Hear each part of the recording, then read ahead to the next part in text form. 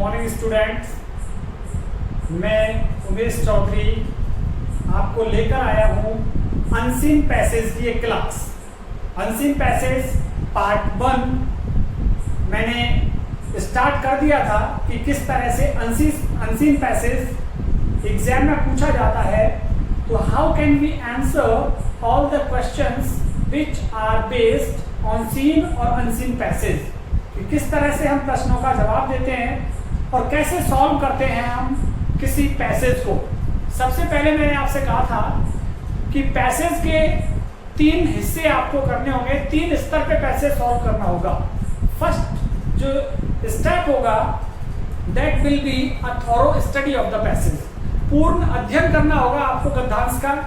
दूसरा, सारे क्वेश्चंस जो पूछे गए हैं पेपर में उन प्रश्नों को आपको रीड करना है और फिर से एक बार आपको पैसेज पढ़ना होगा, जिससे कि आप आइडेंटिफाई कर पाए कि इस प्रश्न का आंसर लगभग इन लाइंस के अंदर है।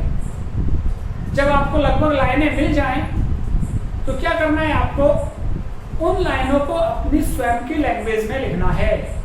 You will have to give answer in your own language. There is no right to pick those lines from the passage and use them as your answer. No, आपको गद्यांश में से लाइनें नहीं उठानी और आंसर यूं क्यों नहीं लिखना है गद्यांश में से लाइनें उठा करके। आपको क्या करना होगा, अपनी खुद की भाषा में उसे चेंज करना होगा गद्यांश के दिए हुए लाइनों को, और फिर आपको अपना आंसर लिखना होगा। जिस टेंस का प्रयोग क्वेश्चन में किया गया है उसी टेंस का प्रयोग हमको आंसर में भी करना पड़ेगा। ये सारे काम आपको करने हैं। फिर प्रश्न किन किन से स्टार्ट होते हैं, देखिए, who, whose, why, when, where, whom, which, how, what, how much, how many, इनसे आपके प्रश्न स्टार्ट होंगे जो गद्यांश में से पूछे जाते हैं। इनमें से हम हु और हुज को पार्ट 1 में कर चुके हैं। ये हमारा पार्ट 2 है। पार्ट 2 है ये। पार्ट 1 अनसीन पैसेज का आपको देखने के लिए मेरा YouTube channel English by Umesh Guru subscribe करना है, और सब्सक्राइब करने के बाद आप प्लेलिस्ट में जाइए, इंग्लिश ग्रामर की प्लेलिस्ट में, वहां आपको मिलेगा अनसीन पैसेज पार्ट 1। ये पार्ट 2 है। ये मैंने यहाँ प्रक्रिया लिखी हुई है, read passage, read questions, read passage, answer the questions in own language, tense as of question, जैसे प्रश्न का टेंस है उसी टेंस का आपको यूज करना है। आज मैं व्हाई से लेकर के चर्चा करना चाहूंगा। जैसे व्हाई यह कारण को बताता है, कारण के बारे में पूछता है। वाई का प्रयोग किस लिए होता है, कारण के लिए, मीन्स रीजन। रीजन पूछता है ये। जैसे प्रश्न आएगा, पूछा होगा, why do you come here, तुम यहां क्यों आते हो। जैसे पूछा किसी ने, तो पहली बात तो प्रेजेंट इंडेफिनिट में है क्वेश्चन, तो प्रेजेंट इंडेफिनिट में ही आंसर देना पड़ेगा। कैसे, यू का चेंज किस में हो जाएगा,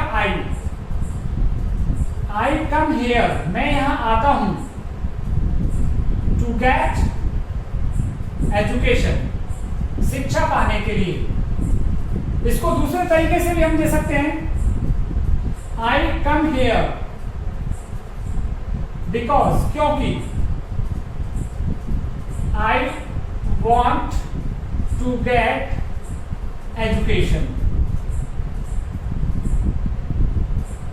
पैसेज में ज्यादातर आपको थर्ड पर्सन प्रोनाउन का प्रयोग होगा। थर्ड पर्सन को थर्ड पर्सन में ही लिखते हैं। जैसे कि प्रश्न आ जाए, why does she fear from darkness, वह अंधेरे से क्यों डरती है। अभी प्रेजेंट इंडेफिनिट में है तो यहीं से से, प्रश्न में से उठाइए लाइन को, सी फियर्स फ्रॉम डार्कनेस।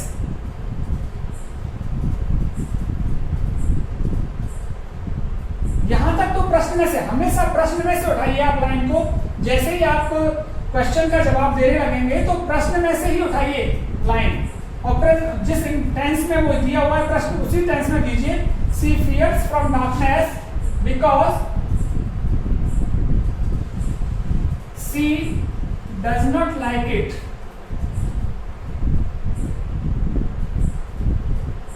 वह अंधेरे से डरती है क्योंकि उसको ये पसंद नहीं करती अंधेरे को। तो प्रेजेंट इंडेफिनिट में प्रश्न है, प्रेजेंट इंडेफिनिट में हमने जवाब दिया। मान के चलिए पास्ट में आता है यही प्रश्न, प्रश्न पास्ट में पूछ लिया। जैसे प्रश्न ये पूछा, व्हाई डिड यू, चलो why did he come late yesterday, ये जैसे प्रश्न पूछा वहां पे, तो पहली बात तो पास्ट है तो पास्ट में ही आपको आंसर देना पड़ेगा। दीजिए, चालू कीजिए, ही यही से लीजिए, ही के अब डिड हट जाएगा तो वर्ब की कौन सी फॉर्म करनी पड़ेगी, second form, he came late yesterday because, अब कोई भी कारण रहा होगा, रीजन रहा होगा, बिकॉज अपन यहां पे लिख दे ही वॉज इल, वह बीमार था। अब ये नहीं कि आप यहाँ पे एज लिख दे, एज नहीं लिख सकते आप यहाँ पे, और ना ही यहाँ पे आप कोई और एज एम आर यहाँ पे भी नहीं लिख सकते थे, क्योंकि डिड को हटाया आपने, पास्ट इंडेफिनिट में है तो पास्ट इंडेफिनिट में जवाब दिया आपने। He came late yesterday because he was ill, क्योंकि वह बीमार था। तो इस तरह से प्रश्न का जवाब हो जाएगा। वाई में कारण की पूछता है तो कारण का हमने जवाब दे दिया। अगला हम बात करते हैं वेयर को लेके बात करते हैं। चलो वेयर, वेयर से यदि प्रश्न पूछा तो क्या होगा उसका आंसर, वेयर, यह स्थान के बारे में पूछता है। कहां, किस जगह का मतलब होता है इसका, कहां या किस जगह। तो जैसे प्रश्न आ गया, वेयर डिड यू बॉर्न, या प्रश्न वहां पे जैसे वेयर डिड राइटर बॉर्न, गद्यांश में पूछ लिया जाए कि लेखक का जन्म कहां हुआ था, तो जगह पूछ रहा है, तो जगह के लिए आपको क्या करना पड़ेगा, उसमें कहीं ना कहीं स्थान दे रखा होगा प्रश्न में। तो अब आपका काम है इसको पहले तो पास्ट इंडेफिनिट टेंस में ले जाने का काम है। राइटर करता हो गया, राइटर बॉर्न इन, कुछ भी लिखा हुआ होगा वहां पे स्थान, कचूमर। जैसे where was he driving a car, वह कार कहां चला रहा था, कहां, किस जगह, तो जगह की पूछता है वेयर। तो प्रश्न में से ले लेते हैं, he was driving a car in the hilly area, पहाड़ी क्षेत्र में चला रहा था। तो ये प्रश्न पूछे जा सकते हैं गद्यांश में कि वेयर से स्टार्ट होगा तो क्या करना है, वेयर स्थान के बारे में बात करता है, कहां और किस जगह के बारे में बात करता है। टेंस का जरूर ध्यान रखना है, जैसे where does he go to read, वह पढ़ने के लिए कहां जाता है।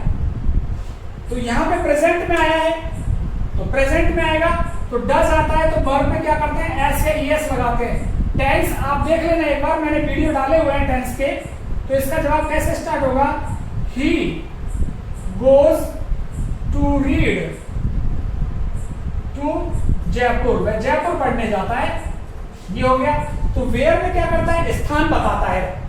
वेयर के बाद वैन पे चर्चा कर लेते हैं। वैन क्या करता है, वैन से जब प्रश्न स्टार्ट होगा तो वैन किसके बारे में पूछता है। देखिए वैन से स्टार्ट होगा, वैन कब या किस समय।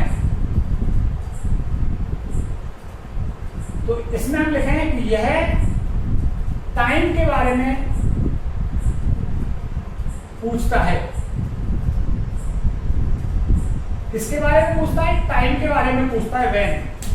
टेंस वही यूज करना है, जैसे when do you get up, तुम कितने बजे खड़े होते हो।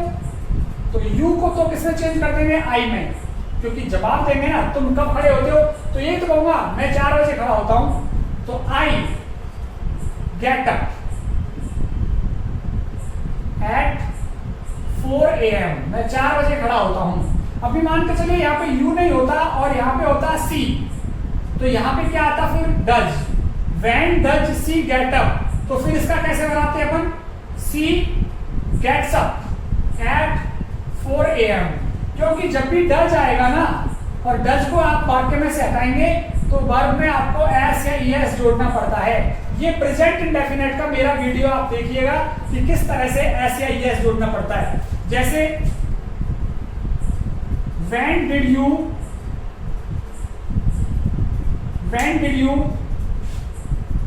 child मोहन, तुमने मोहन को कब डांटा था, पास्ट में, तो आई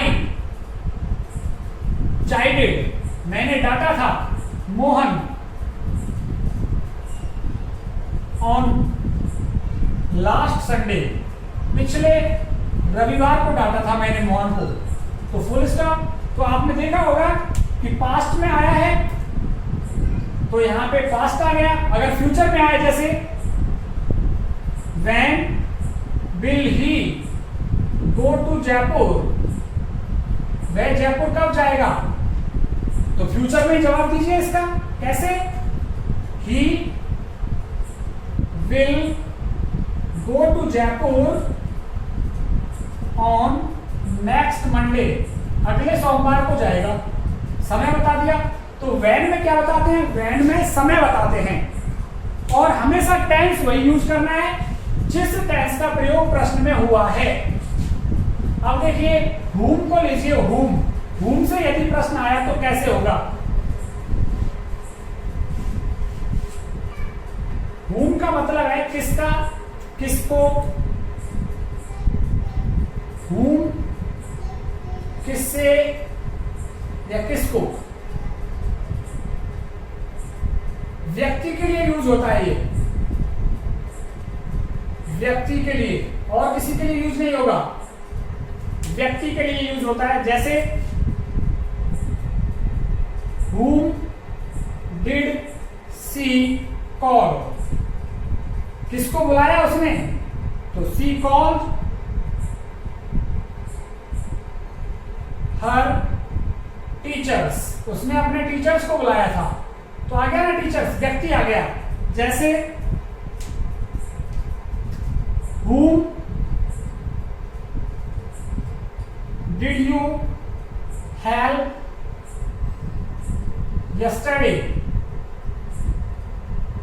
और वहां पे तो ज्यादातर क्या आएगा, whom did राइटर आएगा। अगर गद्यांश में आया तो गद्यांश में से तो हमेशा राइटर पूछेगा वो, तो whom did writer help। और जैसे यहाँ पे yesterday तो कभी नहीं आएगा वहां, ऑन मंडे, क्योंकि मंडे गद्यांश में लिखा हुआ होगा।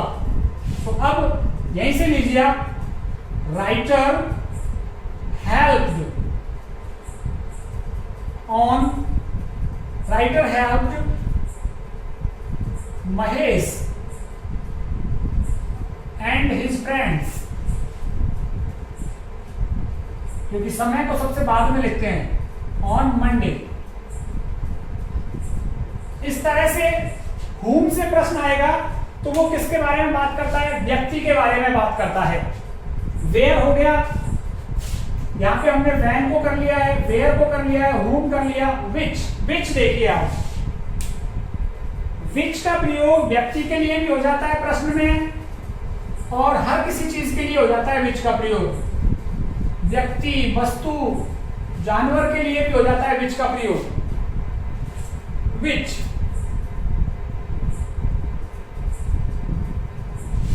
कौन सा, कौन सी, और ये व्यक्ति, वस्तु, कोई विचार, इन सब के लिए होता है। जैसे which colour does writer like, कौन सा कलर राइटर को पसंद है। तो यहां पे अपना गद्यांश में से अपन देखेंगे, writer likes pink colour, writer को पिंक कलर पसंद है। जैसे which person came on his birthday, कौन सा व्यक्ति उसके जन्मदिन पर आए थे। अब जैसे विच पर्सन केम, तो यहां सेकंड फॉर्म है तो पास्ट में लीजिए आप इसको, his invited guest came on his birthday, तो उसके आमंत्रित अतिथि आए थे उसके जन्मदिन पर। तो विच वस्तु के लिए, स्थान के लिए, जैसे which book, which book was liked by writer, कौन सी बुक राइटर के द्वारा पसंद की गई थी।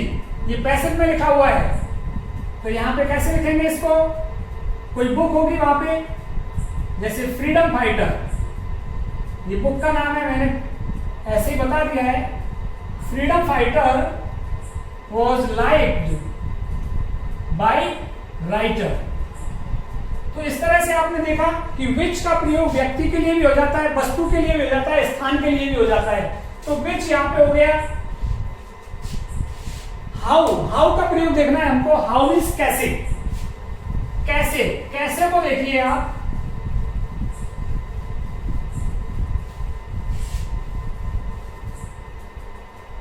हाउ, हाउ मीन्स कैसे, यह तरीका पूछता है, तरीका पूछता है। जैसे प्रश्न आएगा,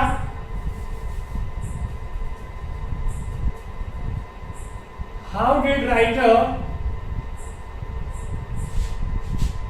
defeat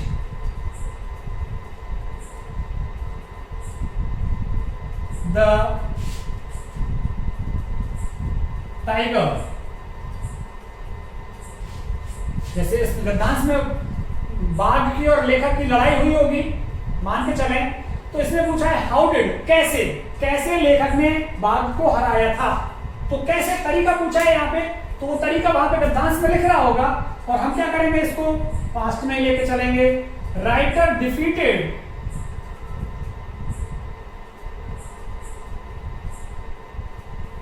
the tiger with his confidence and courage। Writer ने हराया था बाघ को अपने आत्मविश्वास और साहस से, ऐसे उसमें लिखा हुआ होगा, गद्यांश में देखना है आपको। तो हाउ में क्या है, तरीका पूछता है। जैसे how do you come to school daily, तुम स्कूल कैसे आते हो रोजाना, ये पूछ लिया जैसे प्रश्न। तो इसका जवाब कैसे देंगे अपन, प्रेजेंट में देंगे। कैसे, I come to school by my cycle daily. मैं स्कूल मेरी साइकिल से आता हूं। उसने पूछा कैसे आते हैं, मैं अपनी साइकिल से आता हूं। तो जैसे टेंस में प्रश्न किया जाएगा वैसे ही टेंस में आपको क्या करना पड़ेगा, जवाब देना पड़ेगा। डू और डज यदि आ गए वाक्य में तो डू और डज की जगह पे तो वर्ब की फर्स्ट फॉर्म से काम चलता है, और यदि डिड आया तो आपको वर्ब की सेकंड फॉर्म लगानी पड़ेगी। अभी मैं हाउ मच और हाउ मेनी को ले लेता हूं। हाउ मच क्वांटिटी, मात्रा की बात करता है, मात्रा, मात्रा को पूछता है। जैसे how much milk did writer purchase that day. उस दिन लेखक ने कितना दूध खरीदा था। तो हाउ मच मात्रा, मात्रा मात्रा बता दीजिए। Writer purchased 2 liters milk that day. उस दिन 2 लीटर खरीदा था। तो हाउ मच क्या है, मात्रा को बताता है कि how much water do you take daily. जैसे how much water do you take daily. कितना, टेक चलो ड्रिंक कर दो। हाउ मच कितना, कितनी मात्रा में पानी पीते हो तुम रोजाना। तो यू को किसमें चेंज कर देंगे, I drink 5 litre water daily. मैं रोजाना 5 लीटर पानी पीता हूं। तो ये हाउ मच के लिए। हाउ मेनी क्या, हाउ मेनी संख्या को बताएगा। हाउ मेनी किसको बताता है, संख्या को बताता है, ये संख्या। How many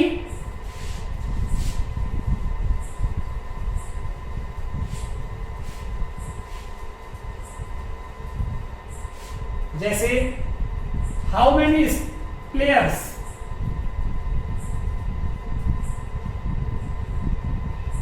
how many players were there on the ground. मैदान पर कितने प्लेयर्स थे, संख्या पूछ रहा है। तो देयर से स्टार्ट कीजिए। इंट्रोडक्टरी सब्जेक्ट है ये, इंट्रोडक्टरी एडवर्ब भी बोला जाता है। देयर वर 20 प्लेयर्स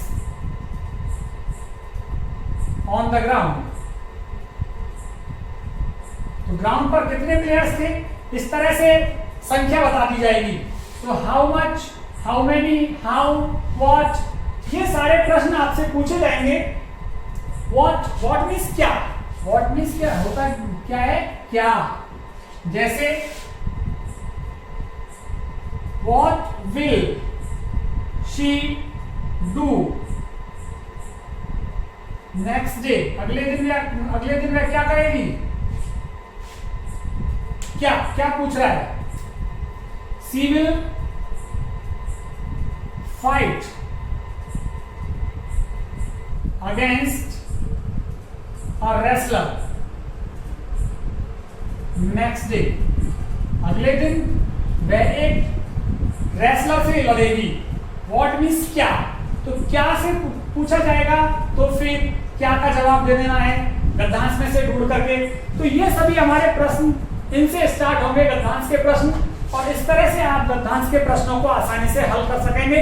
गद्यांश को सबसे पहले पढ़िएगा, पढ़ करके एक बार प्रश्नों को पढ़िए, प्रश्न पढ़ने के बाद फिर से एक बार गद्यांश को पढ़िए और संभावित लाइनों को वहां चुन लीजिए कि यहाँ हमारा लगभग आंसर मिलेगा। और फिर क्या करना है, आपको अपनी भाषा में प्रश्नों का जवाब देना है। अपनी भाषा में प्रश्नों का जवाब उसी टेंस में दीजिए जिस टेंस में प्रश्न लिखा हुआ है। तो ये सब कुछ हमारा अनसीन और सीन पैसेज को सॉल्व करने का तरीका है। उम्मीद करता हूं आपको पसंद आया होगा, और पसंद आया है तो आप मेरे YouTube channel English by Umesh गुरु को सब्सक्राइब करें, और सब्सक्राइब करने के साथ ही बेल आइकन जरूर दबाएं, जिससे कि आपको रेगुलर नोटिफिकेशन मिलता रहे। जिन्होंने पहले बेल आइकन नहीं दबाया है वो बेल आइकन जरूर दबा लें, क्योंकि इससे आपको वीडियो के नोटिफिकेशन मिलते हैं कि आज ये वीडियो डाली है सर ने, आज ये डाली है। और आपको करना क्या है, जैसे ही स्कूल खुलेंगे तो अपने साथियों को जरूर सूचित करें, मेरी लिंक आप बता दें, English by Umesh Guru subscribe कर लो, और कक्षा 10 और 12 के छात्र अंग्रेजी आसानी से घर बैठकर पढ़ सकते हैं। बहुत बहुत धन्यवाद आप सभी का।